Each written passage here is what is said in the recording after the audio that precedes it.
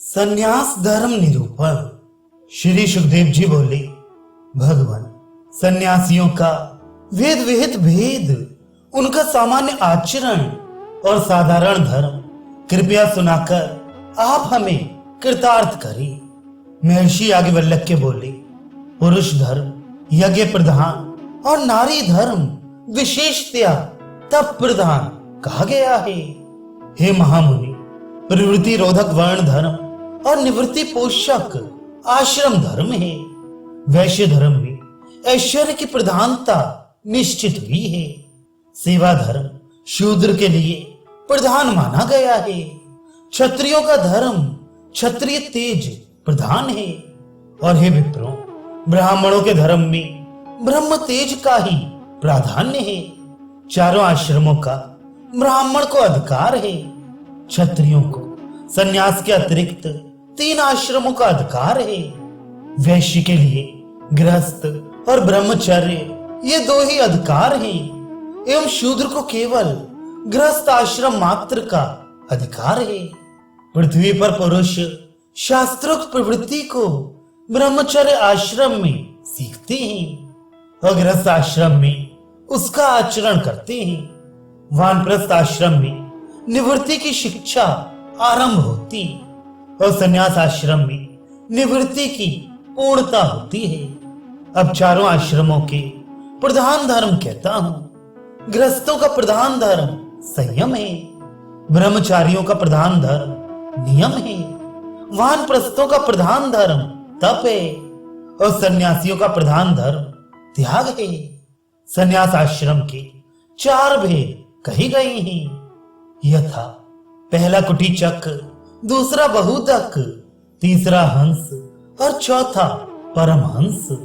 संन्यास दीक्षा ग्रहण कर स्त्री पुत्रों को छोड़ नगर प्रांत की सीमा पर कहीं मनोहर स्थान में कुटी बनाकर जो रहता है उसे कुटीचक सन्यासी कहते हैं। उसे योगाभ्यास और उपनिषद आदि के अध्ययन द्वारा अपनी आध्यात्मिक उन्नति करनी चाहिए।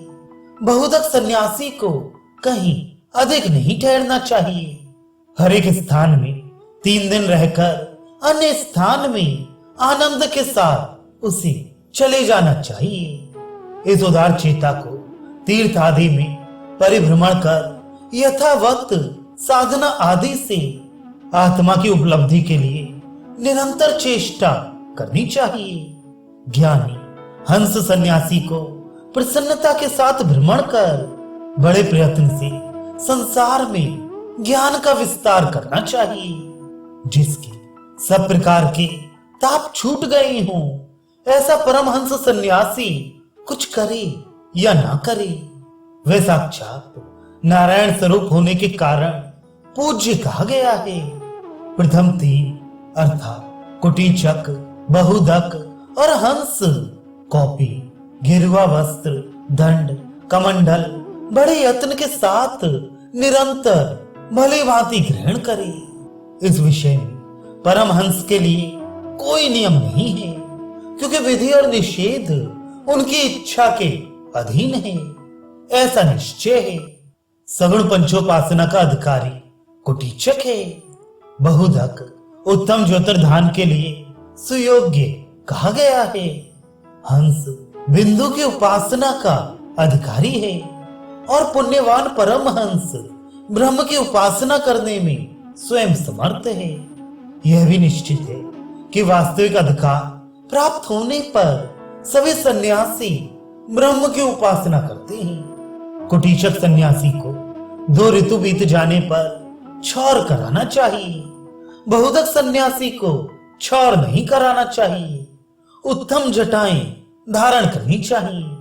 हंस और परमहंस दोनों पवित्र आत्मा यदि चाहें तो हर एक अयन में क्षौर करा सकते हैं। 3 दंड कुटीचक धारण करे, बहुदक 2 दंड धारण करे, हंस 1 ही दंड ले और परमहंस तो नियम से अतीत होते हैं। कुटीचक प्रतिदिन 3 बार स्नान करे, बहुदक 2 बार और हंस 1 बार स्नान करे।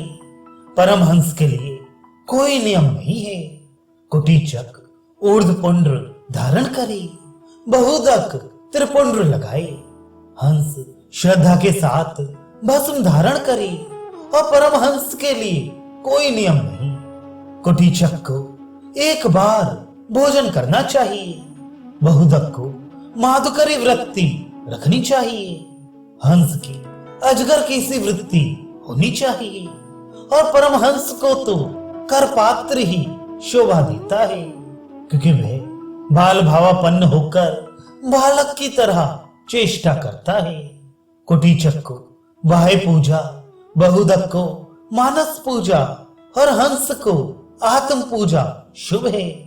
परमहंस तो स्वयं आत्माराम होते हैं। कुटीचक को मंत्र योग, बहुदक को हठ योग, हंस को लय योग और परमहंस को राजयोग के साधन करने की विधि है। अधिकार प्राप्त होने पर भी सन्यासी चारों योगों का साधन कर सकते हैं, इसमें संदेह नहीं है। कुटीचक सन्यासी ब्रह्मवाचक प्रणव का वाचनिक जप करे, बहुदक उपांशु जप करे, हंस मानसिक जप करे और परमहंस तो देवताओं का भी ईश्वर होने के कारण वह अंतःकरण में निरंतर प्रणव का अनुभव करता है। यही साधना उसके लिए पर्याप्त है। कुटीचक गुरु का कार्य ना करे, बहुदक शास्त्रों के औपत्तिक अंश का उपदेश कर आचार्य का कार्य करे। आचार्य का और गुरु का दोनों का कार्य हंस करे और परमहंस को किसी प्रकार का विधि निषेध नहीं है। कुटीचक स्थूल शरीर का सर्वथा अध्यास छोड़ दे, बहुदक सूक्ष्म शरीर का और हंस कारण शरीर का अध्यास छोड़ दे। परमहंस विधि निषेध से अतीत होने के कारण सर्वथा पूजनीय है, वह ब्रह्म स्वरूप को प्राप्त हो जाता है। कुटीचक शिखा सूत्र धारण करे, बहुदक केवल सूत्र मात्र धारण करे, क्योंकि शिखा उसकी जटा में ही उत्तम रीत से परिणत हुई होती है। हंस को सूत्र भी त्याग देना चाहिए और जटा रखना न रखना उसकी इच्छा पर अवलंबित है। परमहंस के लिए कोई विधि निषेध नहीं है। परमहंस सन्यासी कल्याण चाहने वाले प्रथम 3 सन्यासियों के लिए भक्ति पूर्वक पूजनीय है। हंस सन्यासी शेष 2 प्रकार के सन्यासियों के लिए पूजनीय है और बहुदक कुटीचक के लिए पूजनीय है। सब और आश्रमों द्वारा सभी सन्यासी पूजनीय हैं। बुद्धिमान मनुष्य अपरिचित सन्यासी को केवल वाचनिक प्रणाम करे, क्योंकि कली के प्रभाव से हीन वर्ण के लोग भी सन्यासी का वेश धारण कर लेते हैं। उनको कायिक प्रणाम करने से दोष होता है, वाचनिक नमस्कार में दोष नहीं होता। कुटीचक, बहुदक और हंस इनमें से प्रत्येक का व्रत 3-3 वर्ष का होता है। व्रत पूर्ण होने पर और गुरु की कृपा से अधिकार प्राप्त होने पर कुटीचक बहुदक हो सकेगा, बहुदक हंस बन सकेगा और हंस योग्यता प्राप्त कर परमहंस हो सकेगा। आध्यात्मिक अधिकार की पूर्णता हुए बिना कोई उन्नति को नहीं पहुंच सकता और इसके परीक्षक केवल गुरुदेव ही हो सकते हैं। कुटीचक का स्थूल देह प्राणहीन हो जाने पर उसे जला देना चाहिए। बहुदक का मृतदेह अग्नि में जलाया जा सकता है या जल में फेंक भी दिया जा सकता है। हंस के मृत शरीर को नदी में बहा देना या पृथ्वी में गाड़ देना चाहिए। परमहंस के लिए कोई विशेष नियम नहीं है। कुटीचक सन्यासी गुरुदेव के निकट उपनिषद ग्रंथ को छूकर भक्ति के साथ व्रत ग्रहण करे। बहुदक गुरुदेव के निकट जाकर तीर्थ जल को स्पर्श कर व्रत धारण करे। स्वयं नारायण स्वरूप होमानल को स्पर्श कर हंस सन्यासी परम कल्याणकारी व्रत ग्रहण करे।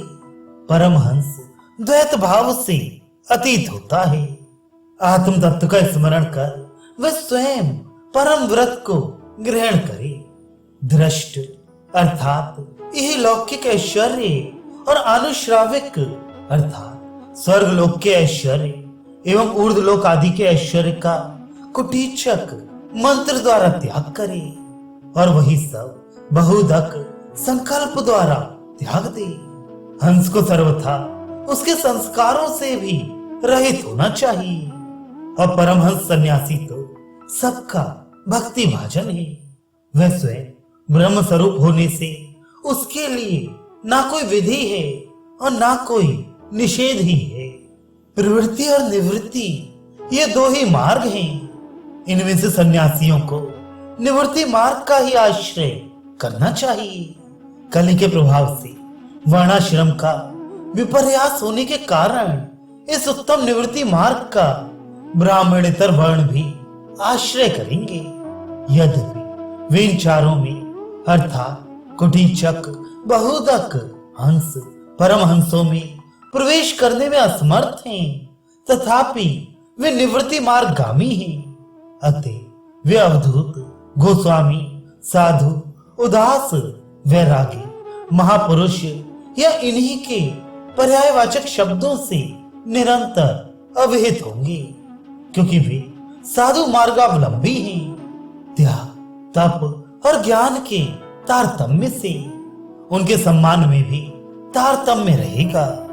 विशेषतः वर्ण और अधिकार के तारतम्य अनुसार उन निवृत्ति मार्गावलंबियों का तारतम्य रहेगा।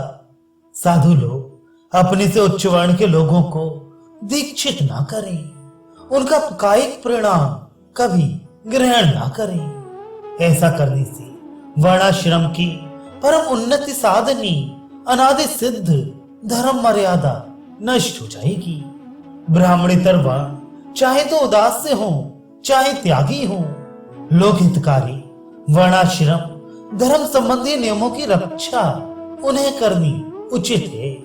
उन्हें बड़े यत्न के साथ धर्म की मर्यादा अवश्य पालन करनी चाहिए और देव, ऋषि एवं पितरों के सम्मान की सुरक्षा का कार्य करना चाहिए। भगवत महिमा और भगवत प्रेम के कीर्तन और प्रचार में सदा सर्वत्र स्वयं और दूसरों के द्वारा उन्हें यत्नवान होना चाहिए। वे ज्ञानाभिमानी होकर कर्म उपासना और भक्ति में रत अधिकारियों का बुद्धि भेद ना करें, किंतु उनके साथ ऐसी सहानुभूति रखें जिससे अधिकारियों का अपना अपना यथावत अधिकार बढ़ सके। हे महर्षिगण, अब मैं निवृत्ति मार्ग का आश्रय किए हुए सन्यासियों के कल्याणकारी साधन को कहता हूँ। सन्यासियों को अपने अपने अधिकार अनुसार निष्काम कर्म का अभ्यास करना चाहिए और परम श्रद्धा के साथ यथाशक्ति उपासना भी करनी चाहिए। प्रतिदिन मोक्ष शास्त्र आदि के पाठ से वे अपना ज्ञान भले भांति बढ़ाएं और तदनुसार आचरण भी उन्हें करना चाहिए। तप एवं ज्ञान में जो वृद्ध हैं, उनका और देवताओं का पूजन तथा देव मूर्तियों के पीठों का सम्मान उन्हें करना चाहिए। द्विज को कभी एक क्षण के लिए भी अनाश्रमी नहीं रहना चाहिए, क्योंकि अनाश्रमी रहने से वह पतित होगा, इसमें कोई संदेह नहीं। अतः गृहस्थ आश्रम में रहते हुए यदि वैराग्य प्राप्त हो या कोई गृहस्थ धर्म पालन में असमर्थ हो तो शास्त्रोक्त विधि से ही आश्रमांतर ग्रहण करना चाहिए। ब्राह्मण अपने आयुष्य का तृतीय भाग वानप्रस्थ आश्रम में बिताकर क्रमशः जीवन का चतुर्थ भाग संन्यास आश्रम में बिताएं। एक आश्रम से दूसरे आश्रम में जाकर अग्निहोत्र आदि संपन्न कर जितेंद्रिय और भिक्षा एवं बलि से परिश्रांत होकर अंत में जो संन्यास ग्रहण करता है, उसकी देह छूटने पर अवश्य ही आध्यात्मिक उन्नति होती है। अग्नि को आत्मा में स्थापन कर ब्राह्मण को सन्यासी होना चाहिए।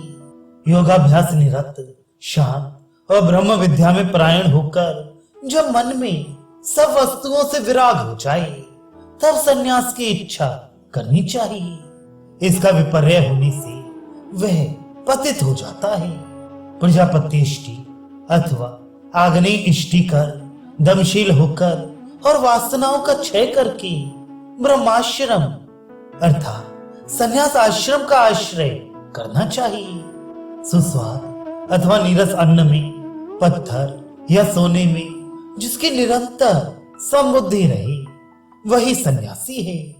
जिसका आचार शुद्ध हो, ऐसे द्विज का अन्न लोभ आदि छोड़कर जो सेवन करता है और कुछ भी याचना नहीं करता वह सन्यासी है।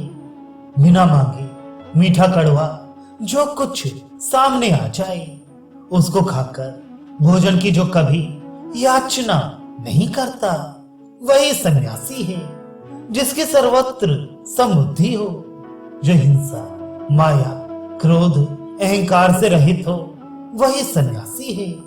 जो पूर्ण तपस्वी और ध्यान परायण है। वानप्रस्थ आश्रम में रहने पर भी उसे सन्यासी ही जानना चाहिए। जो आत्मा में रक्त, नित्य तृप्त और दम संपन्न है वह महामुनि योगी भिक्षु कहा जाता है। भिक्षावृत्ति, शास्त्र अध्ययन में प्रवृत्ति, मनोनिग्रह, तप, ध्यान, उत्तम ज्ञान और विशेषता वैराग्य यही भिक्षु के धर्म है। योगी 3 प्रकार के होते हैं, यथा भौतिक योगी, मोक्ष योगी और अंत्याश्रमी योगी। जो योग मूर्ति स्वरूप हैं, पहले की प्रतिमा भावना, दूसरे मोक्ष योगी की अक्षर भावना और तीसरे की पारमेश्वरी भावना होती है।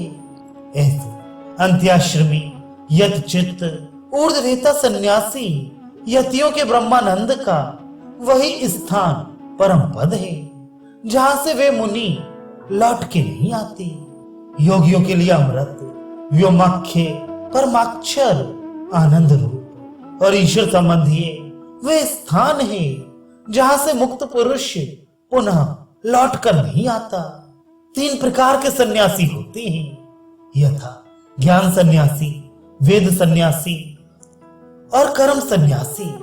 जो अपने आत्मा में ही रममाण, सर्वसंग रहित, निर्द्वंद और निर्भय हैं उसे ज्ञान सन्यासी कहते हैं। जो जितेंद्रिय, मुमुक्ष, किसी से कुछ नहीं लेता, आशा नहीं रखता और नित्य वेद पाठ ही किया करता है वह वेद सन्यासी कहलाता है। जो द्विज अग्नि को आत्मसात कर ब्रह्मार्पण परायण है वह महायज्ञ परायण कर्म सन्यासी जानना चाहिए। इन तीनों में ज्ञानी सन्यासी ही सबसे श्रेष्ठ है, क्योंकि ना उसे कोई कर्म है और ना चिन्ह आदि की ही अपेक्षा है। वह मरण नहीं चाहता और जीना भी नहीं चाहता। वह आज्ञाकारी सेवक की तरह केवल काल की प्रतीक्षा करता रहता है। बंधन करने वाली शास्त्र पढ़ना, बोलना, सुनना उसके लिए कुछ नहीं है। ऐसा ज्ञान परायण योगी ब्रह्मत्व को प्राप्त करता है। वह विद्वान एक वस्त्र परिधान करे या कौपीन ही धारण करे, चाहे मुंडन करा दे या शिखा ही रख ले, त्रिदंड ग्रहण करे अथवा कुछ भी ना ले। काशाय वस्त्रधारी, निरंतर ध्यान योग में परायण, गांव के बाहर वृक्ष के नीचे अथवा किसी देवालय में जिसका वास हो, शत्रु, मित्र और मान अपमान को जो समान समझता हो, जो भिक्षा कर जीवन बिताता हो और एक ही का अन्न ना खाता हो। यदि मोह से किसी एक ही का अन्न खाने वाला वह हो जाए तो धर्मशास्त्र में उसके लिए कोई निष्कृति नहीं है। राग द्वेष से रहित, पत्थर और सोने को एक सा समझने वाला, प्राणी हिंसा से निवृत्त, मन को दमन करने वाला, इच्छा रहित, देखकर चलने वाला, छान कर जल पीने वाला, सत्य बोलने वाला, मन से पवित्राचरण करने वाला, दम्भ, अहंकार, निंदा, दुष्टता आदि से रहित, आत्मज्ञान के गुण से युक्त जो यति हो वह मोक्ष प्राप्त करता है। ऐसी यति के अहिंसा, सत्य, अस्ते, ब्रह्मचर्य, तप, क्षमा, दया और संतोष, ये व्रत हैं। 4 प्रकार के भिक्षु होते हैं, यथा कुटीचक, बहुदक, हंस और परमहंस। इसमें उत्तरोत्तर श्रेष्ठ माने गए हैं।